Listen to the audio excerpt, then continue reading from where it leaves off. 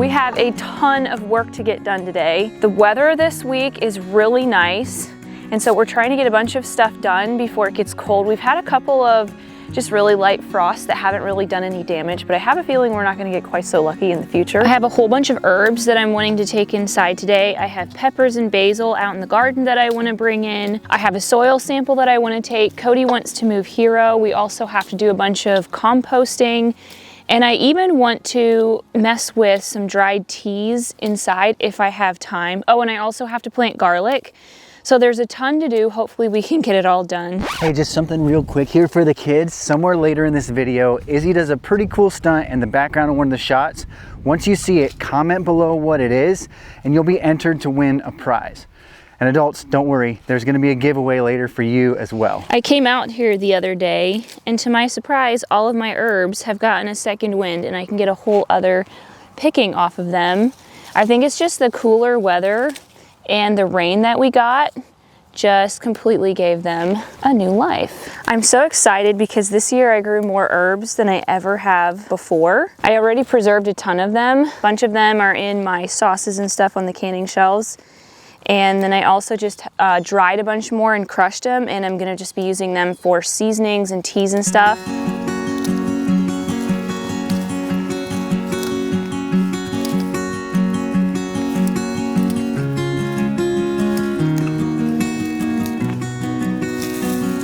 Even my echinacea got a fresh wind. I'm so amazed. It has like 6 or 7 new blooms coming on, and it's putting out fresh leaves. So I'm gonna wait a little bit longer to harvest these.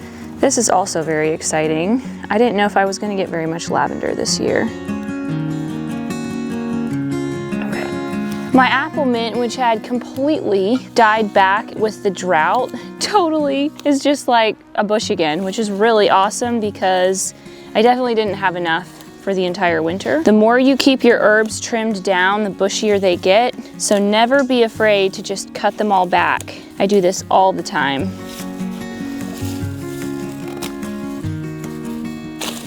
Cody is ready to move Hero now, so I'm gonna go help with that, and then I'll have to just come back to my gardening once Hero is moved.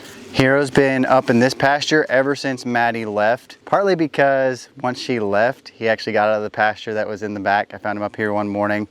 I think he just thought maybe she was up here. But anyways, he's been up here, and when we had the drought, I had to start feeding him hay, so it was good that he was up here, but once we started getting some rain again, I was able to let him out in the pasture. He's been eating grass, but he's eaten pretty much all of it down. So I want to get him moved back here while the grass is still nice. Now, the way that I used to move my cows back here when I had Maddie, my milk cow was always tame enough that I could lead her back here and the beef steer would follow her. Without her, I'm a little scared to try to get him back here by himself. He's not mean, but he's rowdy. He likes to, like, if I'm petting him, he likes to like push me around and stuff. So I'm gonna string up a fence along both sides of this trail going back here so that he's got to stay within the fence. And that'll also help that back pasture, because part of the reason I think he got out last time was because the fence doesn't shock very hard back there. It's on a solar fencer. This fence up here shocks really hard. So if I can energize that fence back here, I think it'll be a lot better.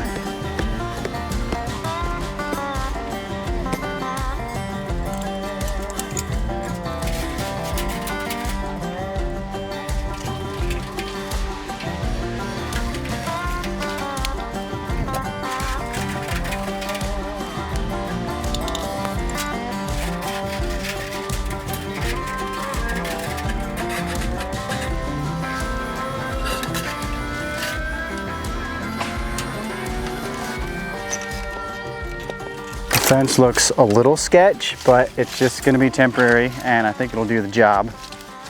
I have an idea of how I'm going to move him back there, but I'm not quite sure how it's going to go. Come here, Hero.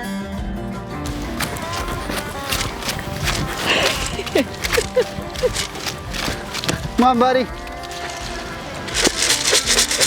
Come on, boy. Well, he found some grass there, I guess. Hey, come on. Back here. We're coming, Izzy.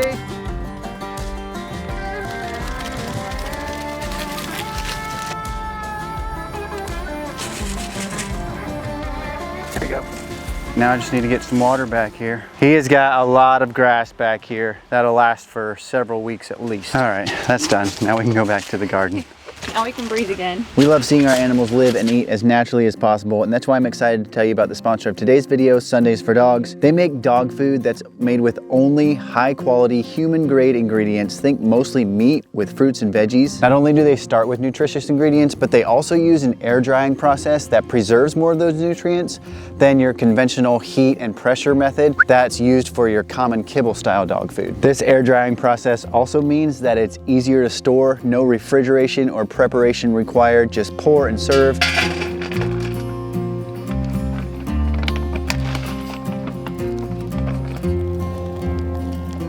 And Sundays is shipped right to your door, so you can just set it up and never have to worry about running out. And you can get 50% off your first order if you use the link in our description or use the code MORETHANFARMERS at checkout. Cowboy absolutely loves this dog food, and I'm sure your dog would too. So go to the link in our description to check it out. Okay, the next thing on my list is to quickly get these raised beds cleaned out. They just have some weeds in them, and I'm gonna have to be putting the windows on these to protect my lettuce here in, I don't know, a couple days or a week or so. So I'm just gonna quickly weed these and water them, and then I'm going to move on to planting garlic. I had this entire bed filled with lettuce and it was looking nice, and then the cat decided that this raised bed was the perfect litter box, so he took out a whole bunch of the lettuce in here. And then I did another planting and it came up really nice, and then the drought, it was just too hot and too dry, and even with watering it, it just didn't survive. So I have a decent amount of lettuce here and it's just gonna have to be good. The struggle that I have every year with growing lettuce for a cold frame is that I like to plant like winter hardy lettuces so that they do really well in the cold weather. But then those winter hardy, cold loving lettuces are really hard to get started in August. If you want to have lettuce to eat in the wintertime, you want to have it basically ready to harvest by the time the really cold weather hits. Your lettuce isn't going to do a ton of growing in those really cold seasons. Sometimes when people think of winter gardening, they think, oh, I'm gonna be actively growing food in a cold frame, but it's not really like that. The cold frame is more like a refrigerator for your greens. So if I was to plant a new planting of lettuce right now, it wouldn't be ready by the time the cold weather hits, so it would just sit there. It's a little bit warm today, like in the 70s, and you can see this stuff is wilting a little bit. It just does not like heat at all. The sun is shining straight on this stuff right now, so I think I'm actually gonna wait to water this until later tonight when it's cooled off.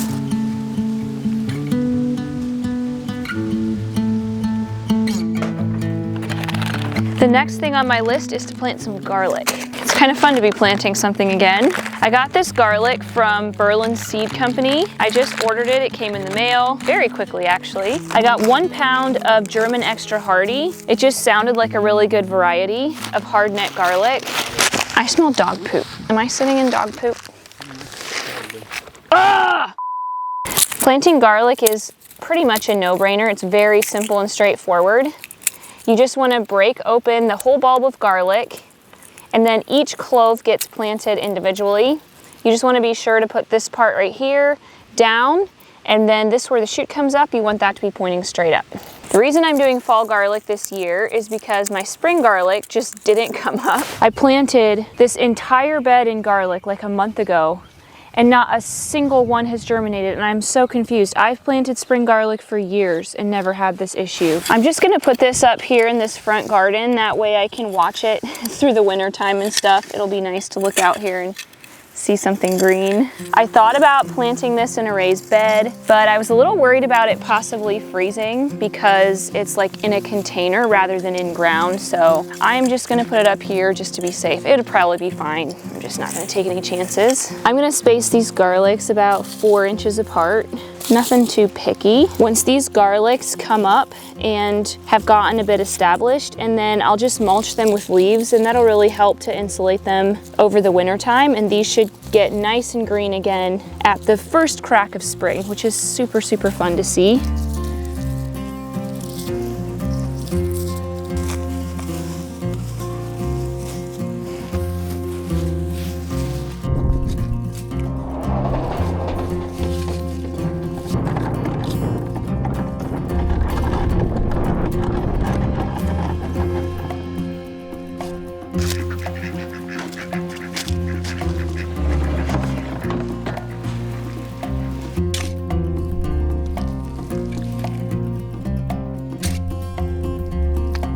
We didn't think we'd have enough compost for the whole garden, so we planted a cover crop in the main part of the garden and the in-ground part of the garden. This compost is going on the raised beds. Actually looking like there's quite a bit of compost here. Still don't know if it would have quite been enough, but that cover crop will do a lot for the garden anyways, and then we'll have this compost here for next spring if we need it.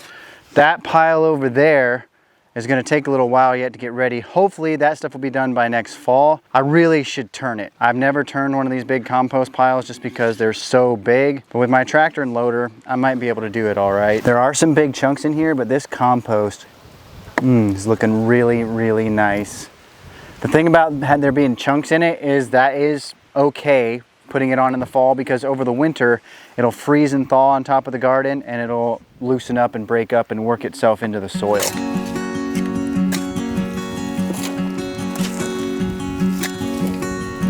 In case you were wondering, these pipes were my attempt at aerating this compost pile. It did not work very well at all.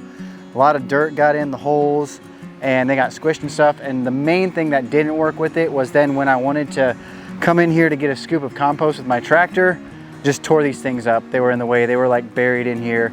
It just really didn't work at all. So going back to just plain old static compost piles. Except now that we don't have a milk cow and we don't have as many chickens as we did before, I don't have near as much bedding and stuff to make into compost. So maybe if we're dealing with smaller compost piles, I can manage it a little bit better. This works though, you just gotta let it sit for like 2 years instead of just half a year or a year.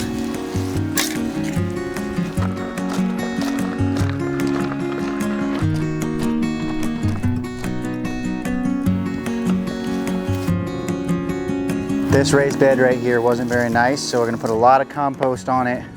But before we actually put the compost in these beds, Michelle is gonna do a soil test. I'm actually just going to take a soil sample. I'm not going to do a soil test, as Cody put it. So all that I'm going to do, I already called Berlin Seed. I paid for a soil test already. It was about $30, very inexpensive. I do this every fall. They want about 3 cups of soil, and so I'm taking it from my front garden, from my raised beds, and a little bit from this garden just to kind of get an overall feel of how our soil is. I'm not hugely picky about this. Some people are very particular, like they'll send in a separate soil sample for like each plot of soil. For me, that hasn't been necessary, so this is the way I'm doing it.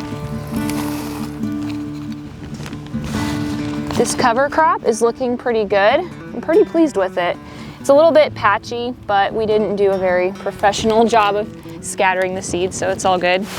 Like one of those flower dudes at the weddings.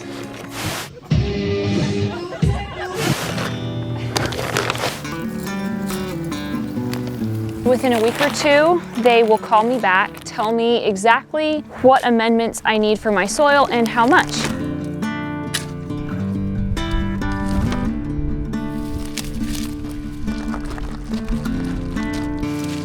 I'm gonna have to say goodbye to my peppers. These got hit by frost, so they're mushy. So I'm just gonna take all of them in. Even the green ones, even though they haven't turned colors, they're still good.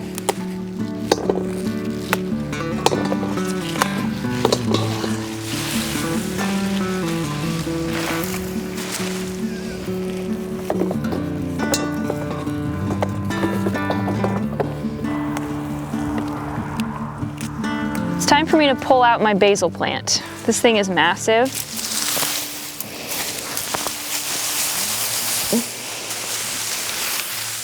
This is like a small bush or a tree. This is one of those moments where I'm just amazed at the potential in one seed. This came from one seed that's the size of like a pinhead. So crazy.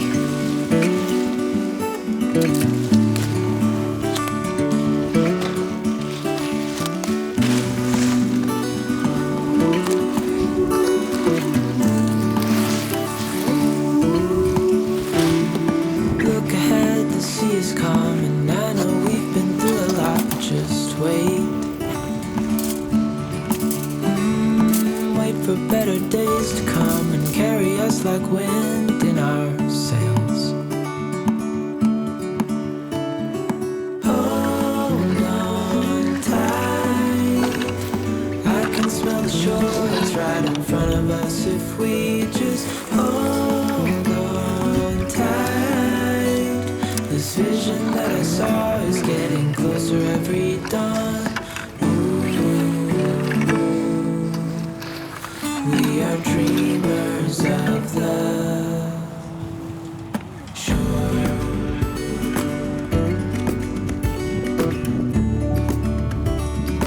I had full intentions of trying to get at least one row of the strawberry patch weeded today, but it's getting late, it's supper time, and I didn't make it happen. So this week I'm gonna just try to do like one row or half a row every day, and hopefully I can get this done before it gets really cold and miserable out here. I really don't want to put straw over this patch in December with weeds like this, because then first thing in the spring it's just gonna look terrible. So we'll see if I can get it done. I have to get inside now and put all those herbs on a drying rack and get the peppers in the fridge and stuff. Wait for our home to show on the horizon, soon we'll be there.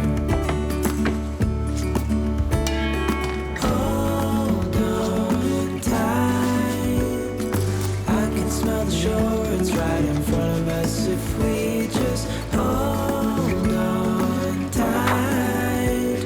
This vision that I saw is getting closer every dawn. We are dreamers of the shore. I had full intentions of taking a bunch of these herbs that are already dried on some of these shelves, taking them upstairs and crushing them and putting them into jars and stuff. But time got away from me, my kids need me. So I'm gonna leave these dried herbs down here, but I am gonna take you guys upstairs and show you how I make a tea blend that I drink every single evening that's very calming and relaxing, and I can't wait to drink it tonight. For the base of this tea blend, I put in a whole bunch of apple mint because I love the flavor of this apple mint. It's my all-time favorite herbal tea flavor. And then I like to put in some stinging nettle. This is stinging nettle that I foraged from our pastures. This just tastes really green and grassy. It really just blends in. I also do a little bit of chamomile because this really helps to just like calm your stomach. It helps with digestion and it helps you feel sleepy. I don't like to put too much in or it can take on kind of a bitter taste. And then I like to add some echinacea. I love like the purple petals in my tea. And I also just love the immune boosting properties of it. And then last but not least, I love to put in some lavender. It just gives it like this kind of floral taste, and lavender is also very soothing. I drink this tea every single evening right before I go to bed. I actually take it to bed, drink it in bed. Me and Cody love to watch a show just to unwind in the evenings. This is one of my favorite rituals, is my calming herbal tea in the evenings. I thought it would be so much fun to gift this herbal tea blend that I made just now to one of you guys. So let me know in the comments what your favorite tea ritual is. And if you don't have a tea ritual, it's okay. Just use the word tea in your comment and you will automatically be entered to win this bag of Sleepy Time tea. When I send you this tea, I will also send you one of these strainers. This is my all-time favorite way of brewing loose leaf tea.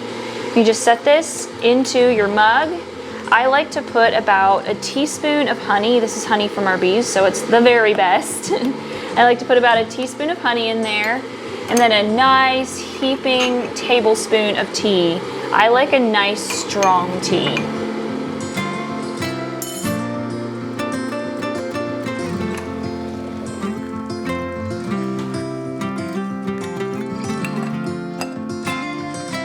We go more in depth on how we grew and preserved this tea in another video, so you can watch that right here. You can send a grabbing an earthworm in.